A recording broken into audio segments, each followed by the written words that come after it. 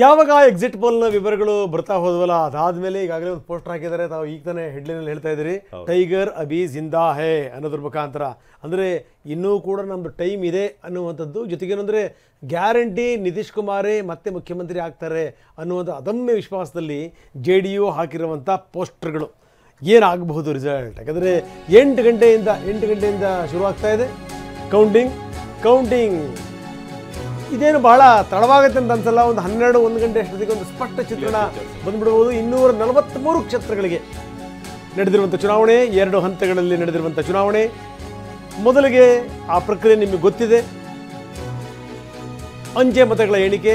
ಅದಾದ ಮೇಲೆ ಮಷಿನ್ಗಳು ಓಪನ್ ಆಗುತ್ತವೆ.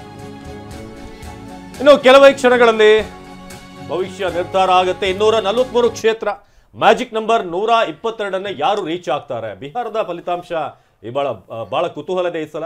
ಯಾಕಂದ್ರೆ ಇದರ ಇಂಪ್ಯಾಕ್ಟ್ ಮುಂದಿನ ರಾಷ್ಟ್ರ ಮಟ್ಟದ ಚುನಾವಣೆಯಲ್ಲಿ ಅಥವಾ ಕೇಂದ್ರ ಸರ್ಕಾರಕ್ಕೆ ಎಷ್ಟು ಮಟ್ಟಿಗೆ ಇದರ ಇಂಪ್ಯಾಕ್ಟ್ ಆಗುತ್ತೆ, ಜೊತೆಗೆ NDA ಮೈತ್ರಿಕೂಟದ ಒಳಗಿರುವಂತಹ ಒಗ್ಗಟ್ಟು, ಇದೆಲ್ಲವನ್ನು ಕೂಡ ಸೂಚಿಸುವಂಥದ್ದು. ಇನ್ನೊಂದು ಕಡೆ ಮಹಾಗಠಬಂಧನ್ಗೆ ಇನ್ನಷ್ಟು ಆತ್ಮವಿಶ್ವಾಸಗಳನ್ನ ಕಳೆದ ಬಾರಿ ಲೋಕಸಭಾ ಫಲಿತಾಂಶ ಅವರಿಗೆ ಬಹಳ ದೊಡ್ಡ ಬೂಸ್ಟ್ ಅನ್ನ ಕೊಟ್ಟಿದೆ. ಅದನ್ನ ಉಳಿಸ್ಕೊಂಡು ಹೋಗಿದಾರ?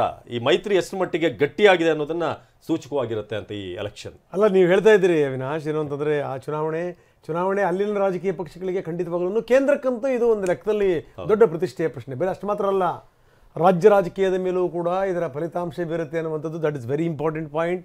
ಯಾಕಂದರೆ ಬಿಹಾರ ಚುನಾವಣಾ ಫಲಿತಾಂಶ ಬರಲಿ ಅಂತ ಕಾಯ್ತಾ ಇದ್ದಾರೆ. ನಾಳೆ ಮುಖ್ಯಮಂತ್ರಿ ಉಪಮುಖ್ಯಮಂತ್ರಿ ಇಬ್ಬರೂ ಕೂಡ ದೆಹಲಿ ಹೋಗ್ತಾ ಇದ್ದಾರೆ ಇದೇ ಸಂದರ್ಭದಲ್ಲಿ. ಅಂದರೆ ಬಿಹಾರ ಚುನಾವಣೆ ಆಗಲಿ, ನೋಡಿ ಏನಾಗುತ್ತೆ ಅನ್ನುವಂಥದ್ದು. ಈ ನವೆಂಬರ್ ಕ್ರಾಂತಿ ಇದೆಯಲ್ಲ, ಆ ಕ್ರಾಂತಿ ಬಿಹಾರ ಚುನಾವಣಾ ಫಲಿತಾಂಶದ ಮುಖಾಂತರ ಶುರುವಾಗುತ್ತಾ ಅನ್ನುವಂಥ ಪ್ರಶ್ನೆ ಕೂಡ ಇದೆ. ಬಿಹಾರ ಚುನಾವಣಾ ಫಲಿತಾಂಶಕ್ಕೆ ಈಗ ಕೌಂಟ್ ಡೌನ್ ಶುರುವಾಗಿದೆ. 243 ಕ್ಷೇತ್ರಗಳು, 122 ಮ್ಯಾಜಿಕ್ ನಂಬರ್. ಇನ್ನೇನು ಕೆಲವು ಹೊತ್ತಿನಲ್ಲಿ TV9 ನಲ್ಲಿ ಕ್ಷಣದ ಅಪ್ಡೇಟ್ಸ್, ಯಾವ ಕ್ಷೇತ್ರಗಳು ನಾವು ಫೋಕಸ್ ಮಾಡಬೇಕು ಅದರ ಬಗ್ಗೆ ಕೂಡ ಮಾಹಿತಿಯನ್ನ ಕೊಡ್ತೀವಿ. ಏನೋ ಕೆಲವೇ ಕ್ಷಣಗಳಲ್ಲಿ ಬಿಹಾರ ಚುನಾವಣಾ ಮತ ಎಣಿಕೆ. ಬಿಹಾರದ 38 ಜಿಲ್ಲೆಗಳಲ್ಲಿ 48 ಕೇಂದ್ರಗಳಲ್ಲಿ ಮತ ಎಣಿಕೆ ಆರಂಭ ಆಗುತ್ತೆ. ಬೆಳಗ್ಗೆ 8 ಗಂಟೆಯಿಂದ ಆರಂಭ ಆಗುವಂತಹ ಮತ ಎಣಿಕೆ ಕಾರ್ಯ. TV9 ನಲ್ಲಿ ಪ್ರತಿಯೊಂದು ಅಪ್ಡೇಟ್ ಅನ್ನು ಕೂಡ 243 ಕ್ಷೇತ್ರಗಳಲ್ಲಿ ಏನೇನಾಗ್ತಾ ಇದೆ. ಇನ್ನೇನು ಕೆಲವೇ ಹೊತ್ತಿನಲ್ಲಿ ಬಿಹಾರ ಚುನಾವಣಾ ಮತ ಎಣಿಕೆ. ಆರಂಭದಲ್ಲಿ ಅಂಚೆ ಮತಗಳ ಎಣಿಕೆ, ಅದಾದ ನಂತರ ಏನು ಮತದಾರರು ತಮ್ಮ ಮತಗಟ್ಟೆಗೆ ಬಂದು ವೋಟ್ ಮಾಡಿರ್ತಾರಲ್ಲ ಅದರ ಡೀಟೇಲ್ಸ್ ಅನ್ನು ಕೂಡ ನಿಮಗೆ ನೀಡ್ತಾ ಹೋಗ್ತೀವಿ. 38 ಜಿಲ್ಲೆಗಳಲ್ಲಿ 48 ಕೇಂದ್ರಗಳಲ್ಲಿ ಮತ ಎಣಿಕೆ. ಸೊ ಈಗಾಗಲೇ ನೀವು ನೋಡ್ತಾ ಇದ್ದೀರಾ, ಪ್ರಕ್ರಿಯೆಗಳು ಆರಂಭ ಆಗ್ತಿದೆ. ಜೊತೆಗೆ ಭಾರಿ ಭದ್ರತೆಯ ಜೊತೆಗೆ ಈಗ ಈ ಮತ ಎಣಿಕೆ ಕಾರ್ಯ ಆರಂಭ ಆಗ್ತಿರೋದು. 243 ಕ್ಷೇತ್ರ, 122 ಮ್ಯಾಜಿಕ್ ನಂಬರ್ ಎಂದು ಬಿಹಾರ ವಿಧಾನಸಭಾ ಚುನಾವಣಾ ಫಲಿತಾಂಶ ಈಗ ಶುರುವಾಗಿದೆ. ಆಗಲೇ ಏನೇನು ಆಗ್ತಾ ಇದೆ, ಪೋಸ್ಟರ್ ವಾರ್ಗಳು ನಡೀತಾ ಇದೆ. ಜೊತೆಗೆ ಏನೆಲ್ಲ ಒಂದಷ್ಟು ಭರವಸೆಗಳನ್ನ ಚುನಾವಣೆಗೂ ಮುಂಚೆ ಎರಡೂ ಕಡೆಯಿಂದ ಕೂಡ, 2 ಮೈತ್ರಿಗಳಿಂದ ಕೂಡ ನೀಡಲಾಗಿದೆ. ಜೊತೆಗೆ ಸಿಹಿ ಎಲ್ಲವೂ ಕೂಡ ರೆಡಿ ಆಗಿದೆ ಈಗಾಗಲೇ ಬೆಳಗ್ಗೆನೆ. ಆದರೆ ಯಾರಿಗೆ ಸಿಹಿ ಯಾರಿಗೆ ಕಹಿ ಅನ್ನೋದು ಇನ್ನೇನು ಕೆಲವೇ ಗಂಟೆಗಳಲ್ಲಿ ಗೊತ್ತಾಗುತ್ತೆ. ಇಷ್ಟು ದಿನಗಳ ಪ್ರಚಾರ, ಇಷ್ಟು ದಿನಗಳ ಒಂದಷ್ಟು ನಿರೀಕ್ಷೆ ನೀವು ನೋಡ್ತಾ ಇದ್ರೆ ಯಾವ ರೀತಿ ತಯಾರಿ ಆಗ್ತಿದೆ ಅಂತ. ನಿತೀಶ್ ಕುಮಾರ್ ಅವರ ಒಂದು ಫ್ಲೆಕ್ಸನ್ ಅಲ್ಲೊಂದು ಕಟೌಟ್ ಅನ್ನ ಹಿಡ್ಕೊಂಡೇ ಒಬ್ರು ಸಿಹಿ ಸ್ಟಾರ್ಟ್ ಮಾಡಿದ್ದಾರೆ. ಸೊ 20 ವರ್ಷಗಳ ನಂತರ ಮತ್ತೆ ಆ ವಿಶ್ವಾಸವನ್ನ ಉಳಿಸ್ಕೊಂಡಿದ್ದಾರೆ ನಿತೀಶ್ ಕುಮಾರ್ ಅನ್ನೋದು ಇವತ್ತು ಗೊತ್ತಾಗುತ್ತೆ.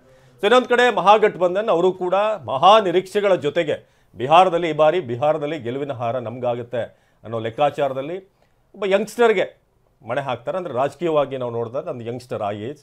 ಇನ್ನೊಂದು ಕಡೆ ನಿತೀಶ್ ಕುಮಾರ್, ನಮ್ಗೇನಾದ್ರೂ ಬದಲಾವಣೆ ಬೇಕು ಅಂತ ಜನ ಬಯಸ್ತಾರೆ ಅಥವಾ ಇಲ್ಲ ನಿತೀಶ್ ಕುಮಾರ್ ಮೇಲೆ ನಮ್ಗೆ ವಿಶ್ವಾಸ ಇದೆ ಅನ್ನೋದನ್ನ ತೋರಿಸ್ತಾ ಅನ್ನೋದಕ್ಕೆ ಇನ್ನು ಕೆಲವೇ ಹೊತ್ತಿನಲ್ಲಿ ಗೊತ್ತಾಗುತ್ತೆ. ಒಂದಾದ್ಮೇಲೆ ಒಂದು ನಂಬರ್ಗಳು ಕೂಡ ರಿವೀಲ್ ಆಗ್ತಾ ಹೋಗ್ತವೆ. ಜನಸುರಾಜ್ ಪಾರ್ಟಿ ಈ ಬಾರಿ ಏನ್ ಮ್ಯಾಜಿಕ್ ಮಾಡುತ್ತೆ? ಯಾಕಂದ್ರೆ ಈ ಬೇರೆ ಬೇರೆ ಪಾರ್ಟಿಗಳು ಗೆಲ್ಲುವಂತ ವಿಚಾರ ಸಂಬಂಧಪಟ್ಟಂಗೆ ಪ್ರಶಾಂತ್ ಕಿಶೋರ್ ಏನೇನು ತಂತ್ರಗಾರಿಕೆಯನ್ನು ಹೆಣೆದಿದ್ರು ಗೊತ್ತಿರುವಂತ ಸಂಗತಿ. ಈಗ ಅವರದ್ದೇ ಪಾರ್ಟಿ, ಅವರ ಪಾರ್ಟಿಯ ಉಮೇದುವಾರರು ಕಣದಲ್ಲಿದ್ದಾರೆ. ಏನಾಗ್ಬೋದು ಅಂತ ಗೇಮ್ ಚೇಂಜ್ ಮಾಡುತ್ತಾ ಜನಸುರಾಜ್? ಇದು ಪ್ರಶಾಂತ್ ಕಿಶೋರ್ ಯಾವುದೇ ಕಾರ್ಯಕ್ರಮದಲ್ಲಿ ಮಾತಾಡಿದ್ರು ಕೂಡ ಬಹಳ ಅವರಲ್ಲೊಂದು ಕ್ಲಾರಿಟಿ ಇದೆ ಅಂತ ಅನಿಸುತ್ತೆ. ತುಂಬ ಸ್ಪಷ್ಟವಾಗಿ ಅವರು ಹೇಳ್ತಾರೆ, ನನಗೇನಾದರೂ ಈ 10-20 ಏನಾದರೂ ಈ ರೀತಿ ಬಂದವು ಅಂತಂದರೆ ಗೆದ್ದಿರುವಂಥವ್ರು ಯಾವ ಮಾರ್ಗವನ್ನು ಬೇಕಾದರೂ ಹಿಡಿಬಹುದು, ನಾನು ಅಧಿಕಾರಕ್ಕೆ ಅಂತ ಬಂದಿರುವಂಥವನಲ್ಲ ಅಂತ. ಜೊತೆಗೇನು ಅಂತಂದರೆ ಲಾಲು ಪುತ್ರನ ಎದುರುಗಡೆನೇ ನಿಲ್ತಾರೆ ಅನ್ನುವಂಥ ಮಾತಿತ್ತು. ಅವರೆಲ್ಲೂ ಕೂಡ ಕಂಟೆಸ್ಟ್ ಮಾಡಿಲ್ಲ. ಸೊ ಇದು ಸಂಗತಿ. ಹೀಗಾಗೇನು ಅಂತಂದರೆ ಯಾವ ಮಾರ್ಗ ಹಿಡಿತಾರೆ ಅಂತ. ಜೊತೆಗೇನು ಅಂದರೆ ಈ ಮದ್ಯ ಮಾರಾಟ ಬಂದಾಗಿದೆಯಲ್ಲ, ಅಲ್ಲಿ ನಿಷೇಧ ಇದೆಯಲ್ಲ, ಅದಕ್ಕೆ ಸಂಬಂಧಪಟ್ಟಂಗೂ ಕೂಡ ಅವ್ರು ತುಂಬ ಕ್ಲಾರಿಟಿ ಇದೆ. ನಾನೇನಾದರೂ ಬಂದರೆ ಮತ್ತೆ ಖಂಡಿತವಾಗ್ಲೂ ಶುರು ಮಾಡ್ತೀನಿ ಅಂತ. ಯಾಕಂದರೆ ನೀವೇನೇ ಅವಾಯ್ಡ್ ಮಾಡಿದರೂ ಕೂಡ ಕಳ್ಳಬಟ್ಟಿ ಕೂಡ ಜನ ಸಾಯ್ತಾ ಇದ್ದಾರೆ, ಬೇರೆ ಬೇರೆ ಕಡೆಯಿಂದ ತಗೊಳ್ತಾ ಇದ್ದಾರೆ. ಅದಕ್ಕಿಂತ ಇಲ್ಲೇ ಶುರು ಮಾಡೋದೇ ಒಳ್ಳೆಯದು ಅನ್ನುವಷ್ಟರ ಮಟ್ಟಿಗೆ ಒಂದು ಸಂಗತಿನ ನಾವು ಗಮನದಲ್ಲಿ ಇಟ್ಕೊಂಡು ಮಾತಾಡಬೇಕು. ಹಿಂದೆ ಈ ರೀತಿ ವಿಪರೀತ ಮಟ್ಟಕ್ಕೆ ಹೋದಂಥ ಸಂದರ್ಭದಲ್ಲಿ ಇದೇ ಸುಶಾಸನ್ ಬಾಬು ಇವರು ಅಧಿಕಾರಕ್ಕೆ ಬಂದ ನಂತರ ಮಾಡಿದ್ದೇನು ಅಂತಂತಂದರೆ ಈ ರೀತಿ ಬ್ಯಾನ್ ಮಾಡಿ ಹಾಕಿದ್ರು. ಅದಾದಮೇಲೆ ಹೆಣ್ಣುಮಕ್ಕಳ ಮನಸ್ಸನ್ನು ಗೆದ್ದು ಬಿಟ್ಟಿತ್ತದು. ಹೀಗಾಗಿ ಏನು ಅಂದರೆ 20 ವರ್ಷಗಳಿಂದ ನಿರಂತರವಾಗಿ ಒಬ್ಬರೇ CM ನಿತೀಶ್ ಕುಮಾರ್. ಬಹುಶಃ ಒಂದು ಯೋಚನೆ ಮಾಡಿ, ಏನು ಅಂದರೆ 20 ವರ್ಷದ ಹಿಂದೆ ಯಾರಾದರೂ ಮೊದಲ ಮತದಾರರಿದ್ದರು ಅಂತಂದರೆ ಅವರಿಗೆ 40 ವರ್ಷ ಆಗಿರುತ್ತೆ. ನಿರಂತರವಾಗಿ ನೋಡ್ತಾರೆ. ಈ ಒಂದು ಚೂರು ತಿಳುವಳಿಕೆ ಬಂದಿರುವಂಥವರು ಕೂಡ ನೋಡ್ತಾ ಇದ್ದಾರೆ, ಇವರೇ ಮುಖ್ಯಮಂತ್ರಿ ಅಂತ ನೋಡ್ತಾ ಇದ್ದಾರೆ. ಈ ಬಾರಿನೂ ಕೂಡ ಅದು ಬದಲಾಗುವಂಥ ಲಕ್ಷಣಗಳು ಕಾಣ್ತಾ ಇಲ್ಲ. ಅದು ಇನ್ನು JDU ಕಚೇರಿ ಮುಂದೆ ಟೈಗರ್ ಜಿಂದಾ ಹೈ ಪೋಸ್ಟರ್ ಅಳವಡಿಕೆ ಮಾಡಲಾಗಿದೆ. ನಿತೀಶ್ ಕುಮಾರ್ ಅವರಿಗೆ ಗೆಲುವು ಅಂತ ಸಂಭ್ರಮಕ್ಕೆ ಈಗ ಸಿದ್ಧತೆ ನಡೀತಾ ಇದೆ. ಬನ್ನಿ, ಇಲ್ಲಿಂದ ನಮ್ಮ ಪ್ರತಿನಿಧಿ ಪ್ರಮೋದ್ ಒಂದು ಗ್ರೌಂಡ್ ರಿಪೋರ್ಟ್ ಕೊಟ್ಟಿದ್ದಾರೆ ಬಿಹಾರದಿಂದ, ನೋಡೋಣ. ನಾನೀಗ JDU ಕಾರ್ಯಾಲಯದ ಮುಂದೆ ಇದ್ದೀನಿ. ಇಲ್ಲಿ ಒಂದು ವಿಶೇಷವಾದ ಪೋಸ್ಟರ್ನ ಅಳವಡಿಸಲಾಗಿದೆ. ನಿತೀಶ್ ಕುಮಾರ್ ಬಗ್ಗೆ ಚುನಾವಣೆಗೂ ಮೊದಲು ಸಾಕಷ್ಟು ಆರೋಪಗಳನ್ನು ಮಾಡಲಾಗಿತ್ತು. ಅವರು ದೈಹಿಕವಾಗಿ ಮತ್ತು ಮಾನಸಿಕವಾಗಿ ಸರಿ ಇಲ್ಲ, ಅವರು ಆರೋಗ್ಯಪೂರ್ಣವಾಗಿಲ್ಲ ಅನ್ನುವಂಥ ಆರೋಪ ಮಾಡಲಾಗಿತ್ತು. ಆದರೆ ಈಗ JDU ಕಾರ್ಯಕರ್ತರು ಯಾವಾಗ ಚುನಾವಣೆ ಮುಕ್ತಾಯವಾಗಿದೆಯೋ, ಅದರಲ್ಲೂ ಕೂಡ ಎಕ್ಸಿಟ್ ಪೋಲ್ಗಳು ಬಂದಿದೆಯೋ, JDU ಮತ್ತೆ ಅಧಿಕಾರಕ್ಕೆ ಬರುತ್ತೆ ಅನ್ನುವಂಥ ವಾತಾವರಣ ನಿರ್ಮಾಗಿದೆ. ಹೀಗಾಗಿ ಒಂದು ದೊಡ್ಡ ಪೋಸ್ಟರನ್ನು ಅಳವಡಿಸಲಾಗಿದೆ. ಅಲ್ಲಿ ಟೈಗರ್ ಅಭಿ ಜಿಂದಾ ಹೇ, ಹುಲಿ ಇನ್ನೂ ಕೂಡ ಬದುಕಿದೆ ಅನ್ನುವಂಥ ಒಂದು ಪೋಸ್ಟರನ್ನು ಈಗಾಗಲೇ ಅಂಟಿಸಲಾಗಿದೆ ಇದೆ. ಹೀಗಾಗಿ ಈಗಾಗಲೇ JDU ಕಾರ್ಯಕರ್ತರು ಕೂಡ ದೊಡ್ಡ ಪ್ರಮಾಣದಲ್ಲಿ JDU ಕಚೇರಿ ಮುಂದೆ ಬರ್ತಾ ಇದ್ದಾರೆ. ಈ ಮೂಲಕ ಟೈಗರ್ ಅಭಿ ಜಿಂದಾ ಹೈ ಎನ್ನುವಂಥ ಪೋಸ್ಟರನ್ನು ಅಳವಡಿಸೋ ಮೂಲಕ ಕಾರ್ಯಕರ್ತರು ಕೂಡ ಒಂದು ಸಂದೇಶವನ್ನು ರವಾನೆ ಮಾಡ್ತಾ ಇದ್ದಾರೆ. ನೋಡ್ತಾ ಇದ್ದೀರಾ, JDU ಕಚೇರಿಯ ಮುಂಭಾಗದಲ್ಲಿ ನಾನಿದ್ದೀನಿ. ಇಲ್ಲಿ ಹಬ್ಬದ ವಾತಾವರಣ ನಿಧಾನವಾಗಿ ಶುರುವಾಗ್ತಾ ಇದೆ. JDU ಕಾರ್ಯಕರ್ತರು ಕೂಡ ಅದರ ಜೊತೆಗೆ ಮಾತಾಡೋಣ, ಏನು ಹೇಳ್ತಾರೆ ನೋಡೋಣ. ನೋಡ್ತಾ ಇದ್ದೀರಾ, ಎಲ್ಲರೂ ಕೂಡ ತುಂಬಾ ಜೋರಾಗಿ ನಿತೀಶ್ ಕುಮಾರ್ ಪರವಾಗಿ ಘೋಷಣೆಯನ್ನ ಕೂಗ್ತಾ ಇದ್ದಾರೆ. ಯಾಕೆಂದ್ರೆ ಅವ್ರಿಗೆಲ್ಲರೂ ಕೂಡ ಮತ್ತೆ ಸರ್ಕಾರ ಬರ್ತಾ ಇದೆ ಅನ್ನುವಂಥ ಒಂದು ವಿಶ್ವಾಸ ಇದೆ.